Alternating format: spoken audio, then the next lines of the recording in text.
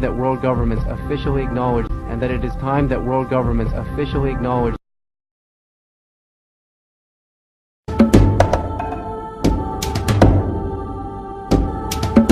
Evolution is a term to define only one organism, and that's the self. The self is the universe, the self is the alpha and omega, God and infinity. And that's the only thing that evolves, because we are all part of the self. Nothing goes through an evolutionary process alone, or without direct benefit to the whole. So when you begin to think that there's this controlling elite, this controlling hand behind the curtains leading the planet to destruction, when you think the end is near, the apocalypse, Armageddon, and when you think we as a species are doomed, it is not they, it is you that brought this about. And for a very good reason. You are evolving. Stop blaming everybody and everything else. Quit panicking about global tyranny and natural disaster and pay attention. Because the world is telling you something. It's telling you exactly what is wrong with you and how to fix it.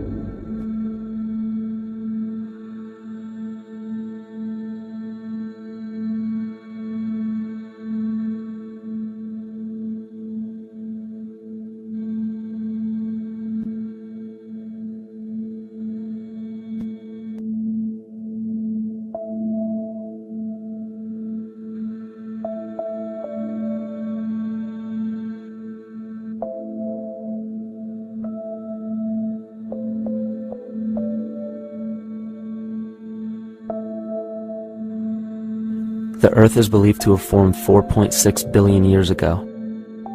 Within the first 150 million years, it began cooling and releasing gases from the lithosphere, which created the earliest forms of the Earth's atmosphere. Prior to the creation of this atmosphere, the sun's ultraviolet radiation made for uninhabitable conditions. But as the Earth cooled further, water condensed in the atmosphere and oxygen accumulated, making way for organic compounds. This spawned single-celled organisms, and then plant life. And down through time, the evolutionary chain continued. And then we arrive at a species that does not seem to fit as well as the rest. Homo sapiens' gestation period of 9 months mimics the 3.8 billion year evolution of all life on Earth. The human embryo repeats the evolution of all species. When the sperm and egg unite, this new creation is a single-celled organism. Within hours, this single cell divides and multiplies more rapidly than any other species. 4 weeks later, the embryo begins to develop gills mimicking aquatic life. A few weeks later, it develops lungs and a tail with reptilian appearance. From there, a mammal is recognizable, and then onto a primate form.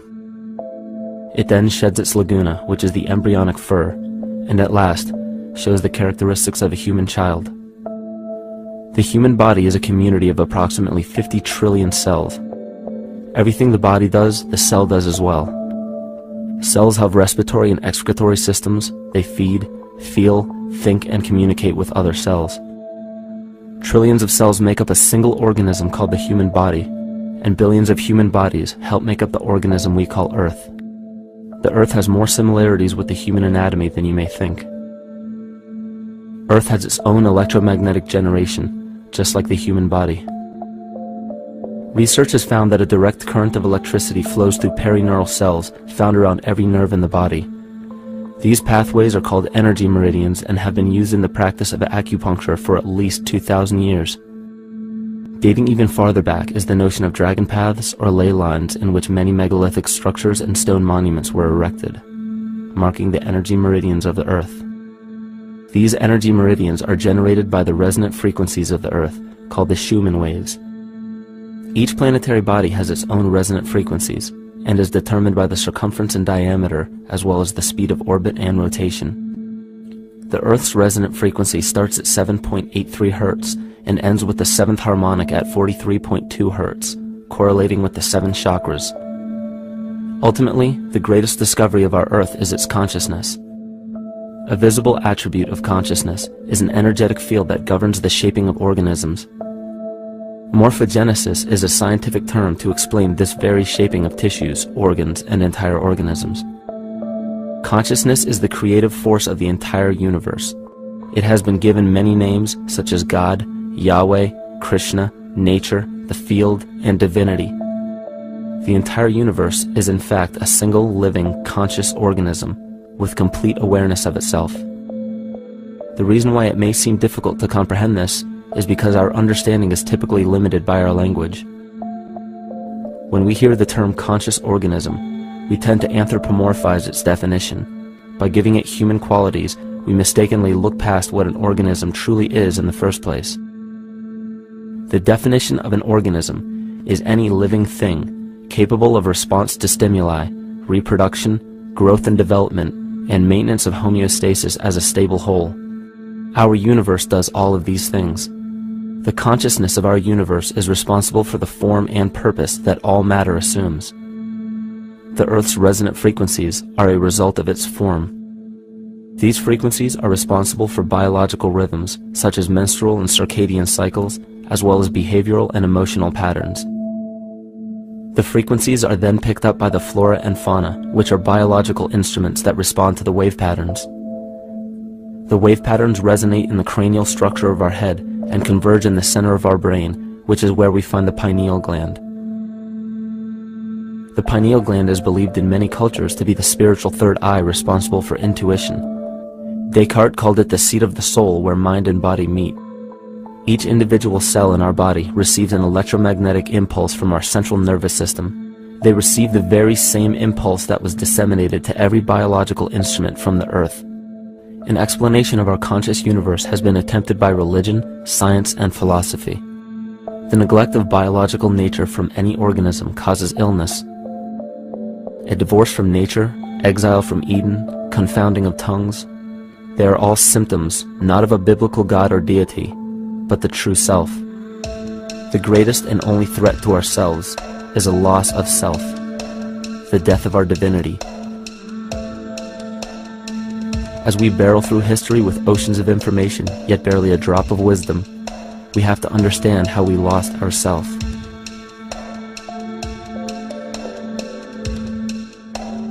In sacred texts and ancient scriptures left by our ancestors, we find an incredible link between stories of creation, a great flood, the war of the gods, the Messiah dying for the sins of man, end-time prophecies, and similar characters. These correlations show up in myths from cultures that supposedly had no contact with one another due to distance in geography and time.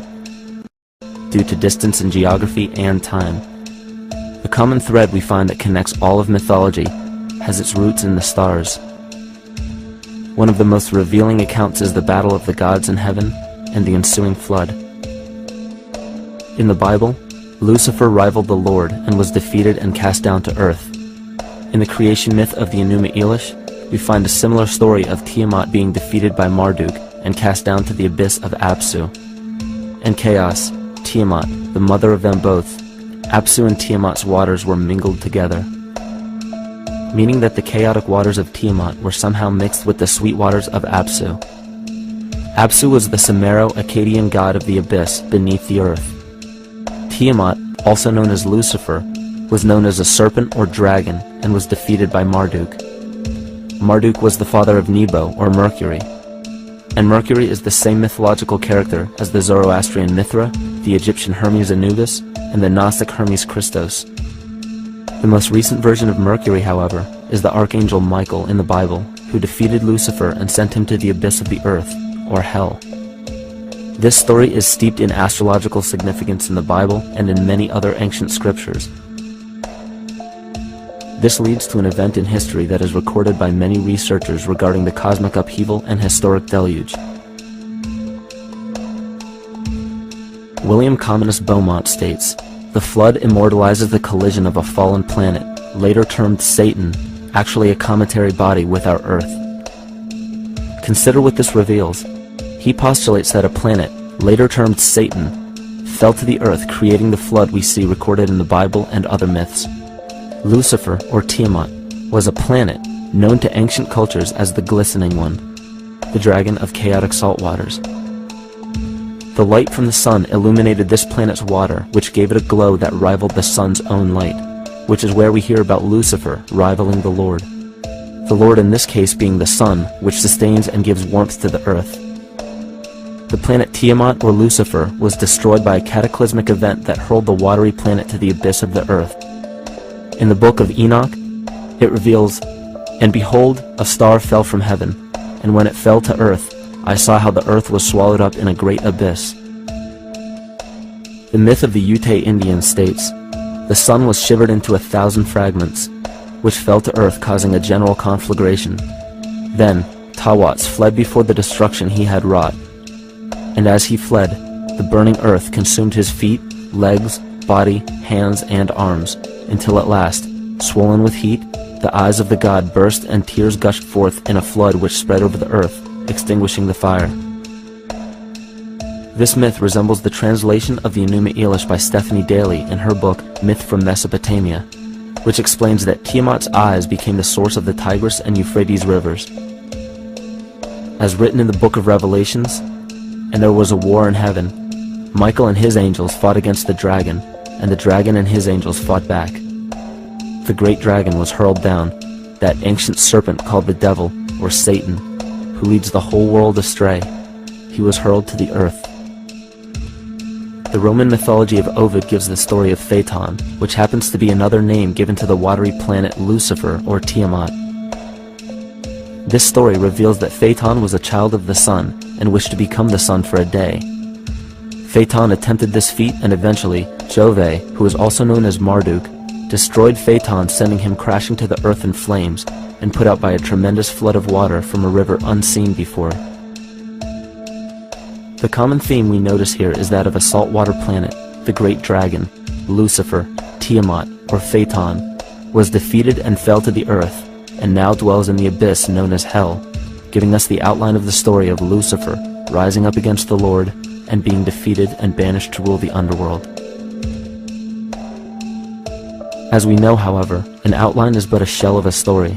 The inner meaning, the spirit of the myth, comes with a deeper understanding of the essence of each planet, not just the physical planet, but the conscious core, because we know now that the proportions and velocity of a planet gives them their own characteristic frequencies, which govern biological and behavioral patterns.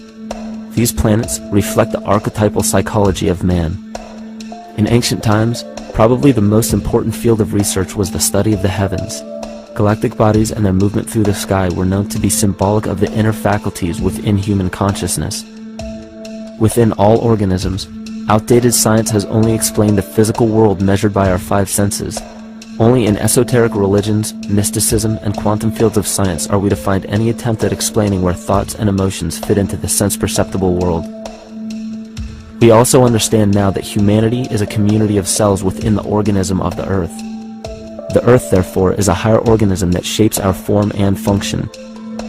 This higher organism and all other planetary bodies are governed by consciousness, just as we individual humans are. And that it is time that world governments officially acknowledge. Therefore, the Newtonian belief that galactic bodies are nothing more than lifeless forms floating in space is tantamount to claiming that we humans are nothing more than a composite of elements in motion.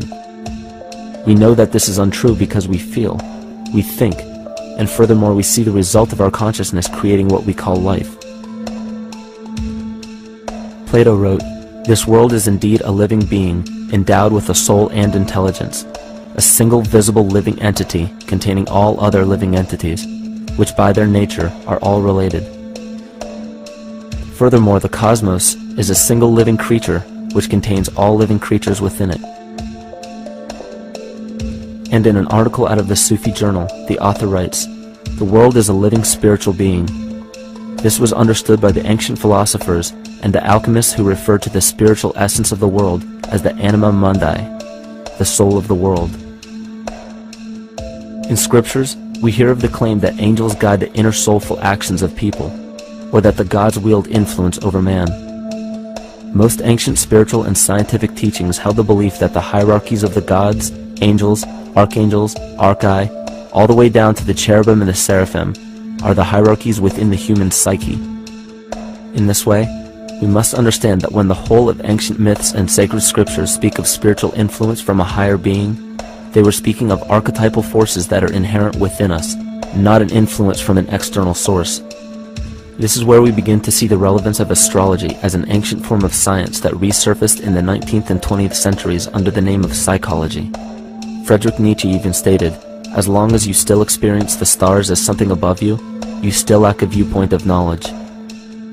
This is astropsychology and maps the inner faculties of the psyche.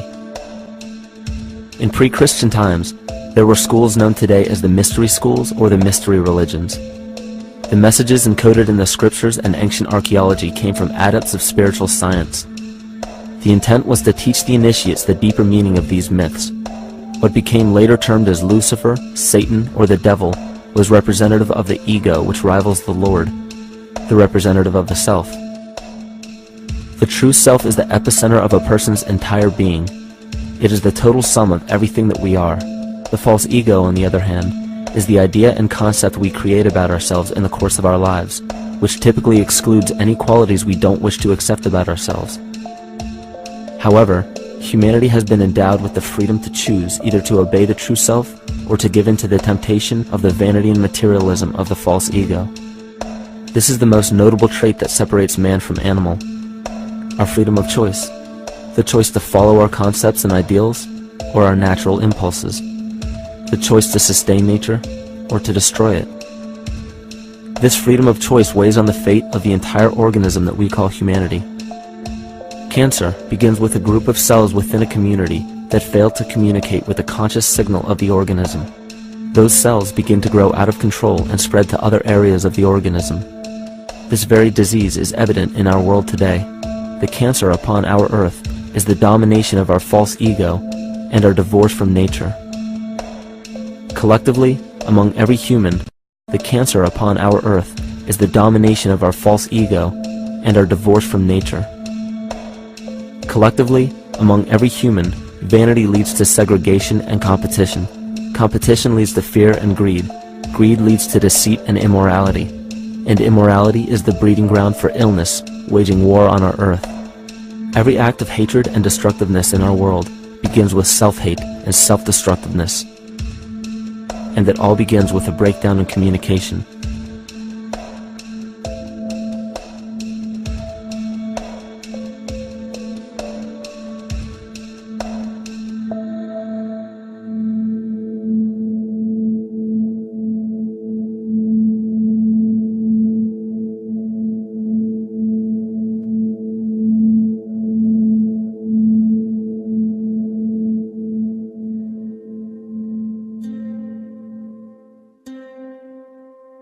In nature, all that we perceive with our five senses is a result of two fundamental principles. Everything in existence is made of a relationship between vibration and matter. Vibration is a masculine creative force countered by matter, which is a feminine receptive force. Thus begins the principle of duality. We see this duality in ancient myths and philosophies, yet only those philosophies and scriptures that were perverted and raped of the original meaning gave the impression that one polarity was good while the other was evil.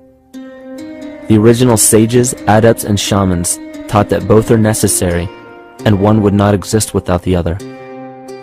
These two important principles come together to form all things in the universe. This is KYMATICA. Even language, logos, the communication of any and all things in nature, depends upon this principle. Pete Peterson, in his works Cymatics, the Science of the Future, stated that nature shows examples of KYMATICA in everything. This phenomena is found to be one of the prime forces that moves biological evolution along its path. Dan Winter reproduced an experiment to prove that the ancient languages of Hebrew and Sanskrit, when spoken, create a vibratory frequency that moved matter into sacred geometrical patterns. Upon further investigation, Hebrew, Sanskrit, Aramaic, Arabic, and other elder dialects have older roots in a parent language of Gaelic and quite possibly an even earlier origin. In Swami Murugesu's The Science of Mantra, He claimed that when a person chanted specific words in Sanskrit while filming a burning candle, the intensity as well as the color of the flame would change due to the frequency that the word would emit. This same science has been shown to lower and raise blood pressure. And in his own words, certain sounds can affect their circulation and nervous system. Whatever change such vibrations cause extends to the mind of a person and also to the surrounding atmosphere, causing warmth or coolness. All this can be known by study and shown by practice. This rediscovered knowledge of the science of sound shows that sound is something more than mere vibratory signals. Not only does sound interact with life, but it sustains and develops it. It acts as a conduit of conscious intent between people, societies, and entire civilizations. Yet the psychic illness we endure due to the domination of our false ego is reflected in the collective. Our psychological schism has shut us off from communicating correctly with our inner self, which is exactly how cancer cells within the body operate. In the collective, we have created a language barrier between humanity and the rest of nature, acting as a global cancer. Recorded in history, the efficacy of the ancient languages has been severely uprooted. The alphanumeric translation from Hebrew to English shows a complete reversal of the two languages, giving the cymatic effect unnatural results. Dr. Leonard Horowitz stated in his work on DNA, 1/3 of the sensory motor cortex of the brain is devoted to the tongue, oral cavity, the lips, and speech. In other words, oral frequency emissions spoken or sung exert powerful control over life, vibrating genes that influence total well-being and even evolution of the species. A degradation of language in this case is shown to affect biology. If something as basic and important as language can be degraded and devalued to such a degree, yet never questioned, what else might we be missing? Think of an aspect of your life that dictates the limits of your freedom. Government and law enforcement, insurance and pharmaceutical companies, taxes, building permits, driver's licenses, and more. There are hundreds if not thousands of stipulations, regulations, and boundaries on our freedom. And out of the ones that were just mentioned, how many have you researched to find out whether they apply to you or not? Let's look at the forms of law that we currently acquiesce to.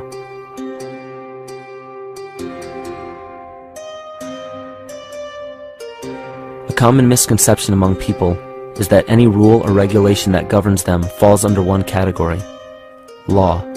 But there are many other forms of law that people abide by without realizing that they simply do not apply to them. Another misconception is that a nation's constitution gives us our rights. A constitution does nothing more than list the rights that we already have. We are born with inalienable rights, endowed to us by our Creator. They are not given to us, and they cannot be given away. The most a person can do with a right is choose whether to exercise it or not. Maritime admiralty law is what's known as the law of the water. It is superseded by civil law and only applies to those who willingly contract themselves into it. The definition of admiralty law is a body of private international law governing the relationships between private entities which operate vessels on the oceans. Let's look at how and why a form of law that is fashioned to govern corporations, businesses, and vessels has imposed its rule over natural human beings. This is all done through a form of word magic. A simple perversion of language has made it possible to convince people around the world that these alternative laws apply to them. One of the predominant beliefs in modern culture is that licenses, permits, registrations, and other forms of documentation are required to operate motor vehicles, use public roads, build structures and establishments, engage in free enterprise, and much more. Sadly, these beliefs are based on little to no investigation whatsoever, and are false. This belief structure is perpetuated by maritime admiralty law. This form of law was originally created to govern ships docking in foreign nations for the import or export of products and resources. It deals with banking and merchant affairs, not civil affairs. When a product is taken off of a ship and brought into a foreign land, that nation takes custody of the resource and accounts for it with a certificate. That certificate marks the birth date of that product in the custody of the respective nation.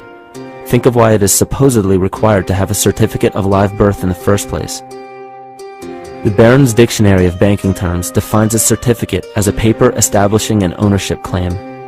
So right there, we notice that everyone with a birth certificate is defined as being owned. people are used as collateral with other nations because the U.S. is bankrupt. The United States declared bankruptcy on March 9th of 1933. At this point, the U.S. began taking out loans from a private, non-government affiliated corporation called the Federal Reserve. With no money to pay back the loans, the United States began using the citizens as collateral. All birth and marriage certificates are literally warehouse receipts. Just look at the similarities of warehouse receipts and birth certificates. Both document the date of issue, a serial number, registration number or receipt number, a description of the product, and an authorized informant to notify the appropriate government agency. With all of this information being readily available, the majority of people are unaware of their involvement with maritime admiralty law. This is possible through the manipulation of language.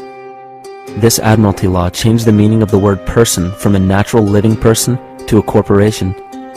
Driver's licenses, vehicle registrations, auto insurance forms, building permits, gun permits, work permits, tax filing documents, birth and death certificates, traffic citations, and many other forms of documentation that were once believed to be absolutely necessary only apply to persons or corporations. Upon signing such a legal document, you are indirectly waiving your rights under the Constitution and lowering your status to that of a corporation that is created with the same exact name as you. The only way to reconcile your true name from the name of the corporation is to take notice that the corporation has its name in all capital letters. This is known as capitis diminutia maxima. You may take notice that your driver's license, birth certificate, social security card, insurance cards, and more use all capital letters to legally represent the corporation with your name, not you. The corporation is known as an artificial person, whereas you, the human being, are known as a natural person. This deception goes even deeper when it comes to the courts that we attend. When showing up to court, you will notice that there are seats for witnesses behind a wooden fence or barrier.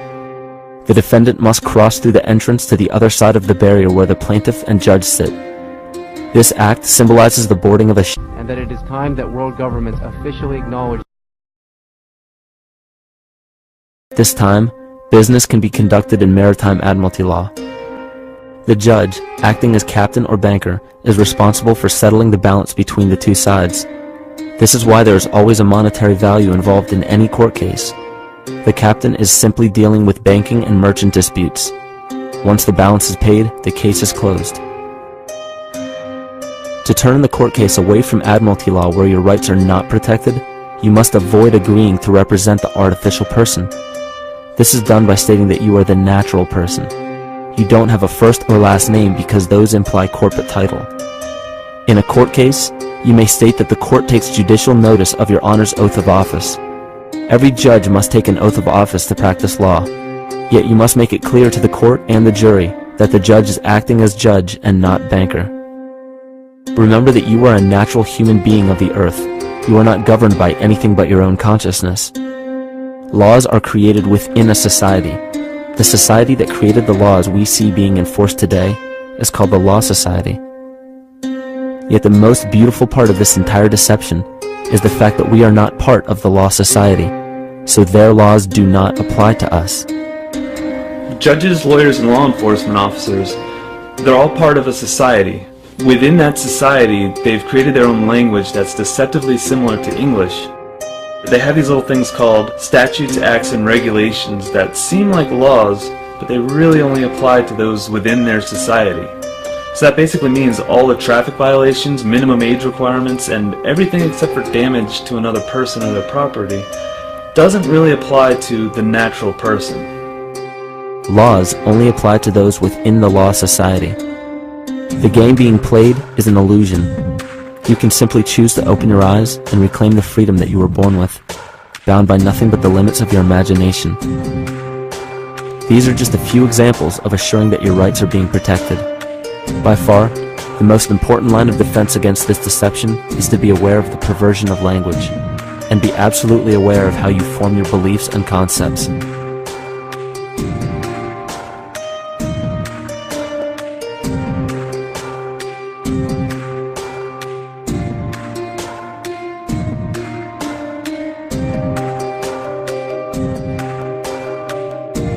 In all forms of the perversion of language, there is a mirror reflection of this in the microcosm of the psyche.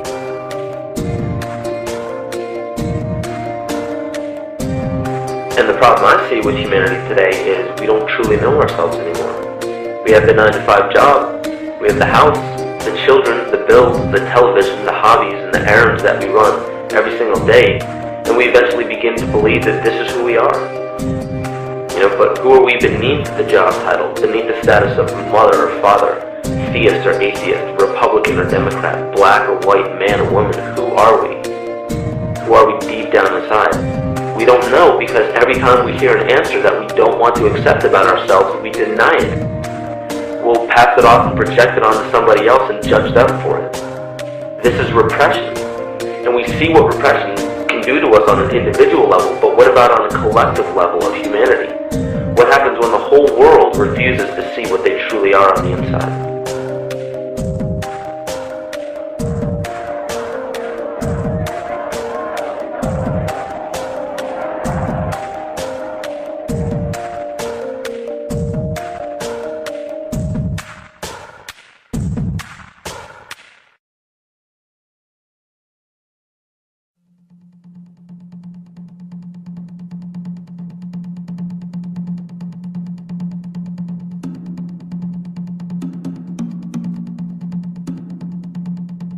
Carl Jung discovered that there is a collective unconscious connected to all humans, meaning that the whole of humanity shares a single mind with one another.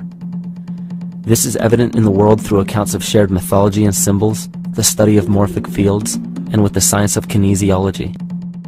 This collectivity is a global example of the unconscious mind of the human body, in which trillions of cells share a similar signal. This parasite, called our false ego, requires a continuous flow of sustenance to survive. Food, fuel, and any other form of sustenance is energy. Human consciousness is an electromagnetic field of energy. When this potential energy is utilized, it then releases kinetic energy, which is used to perpetuate the false ego. This scenario occurs in the smallest parasitic organisms, all the way to a collective organism called humanity. A parasite will release chemicals that cause the host to crave the sustenance that the parasite needs to survive. As long as the host is unaware, it will keep feeding the parasite and starving itself. In a similar way, Wilhelm Reich stated that whole societies suffer from a psychosis caused by starving our organic biological impulses. He states that sexual suppression supports the power of the church, which has sunk very deep roots into the exploited masses by means of sexual anxiety and guilt. It engenders timidity towards authority and binds children to their parents. This results in adult subservience to state authority and to capitalistic exploitation. It paralyzes the intellectual critical powers of the oppressed masses because it consumes the greater part of biological energy. Finally, it paralyzes the resolute development of creative forces and renders impossible the achievement of all aspirations for human freedom. In this way, the prevailing economic system, in which single individuals can easily rule entire masses, becomes rooted in the psychic structures of the oppressed themselves. What Reich was showing in this powerful quote is that on a collective level, the suppression of a natural function, whether biological, spiritual, or emotional, will result in an abnormal reaction, a psychic disease. This illness or disease is reflected into the masses through a collective unconscious and acts as an epidemic. Humanity is plagued with an incapacity for freedom, meaning that people en masse lack the ability to govern themselves on a psychic level, and this manifests in the macrocosm as government and organized religious powers, thus opening the throne, our national and individual throne, to anyone and anything. Enter the infamous rulers of the earth, the patriarchs of civilization, political, social, economic, and spiritual dictatorship, psychic tyranny. This simple illness within our psyche, this lack of responsibility and neglect of basic human freedom, has made way for every tyrant that has ever held rule over people on this planet.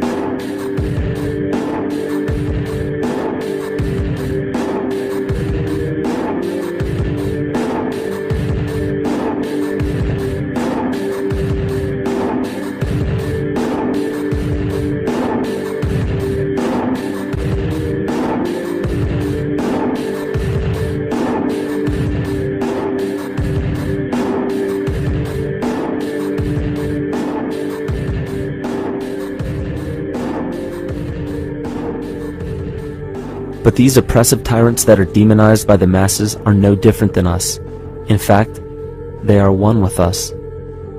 In the book The Prophet by Khalil Gibran, he poetically states, "I say, as the holy and the righteous cannot rise beyond the highest which is in each of you, so the wicked and the weak cannot fall lower than the lowest which is in you also."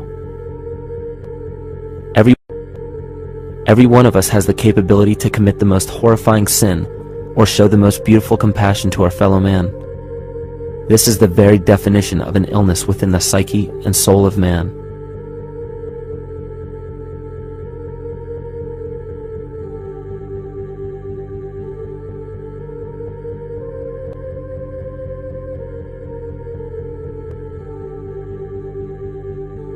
Think of any position of power that you believe to be above you. Royal families, government leaders, the United Nations, financial organizations, corporate monopolies, and media juggernauts. These are all facets of our false ego. They are the physical advent of our own sickness. They require our conscious participation, our conscious energy to survive. Because without our cooperation, without supplying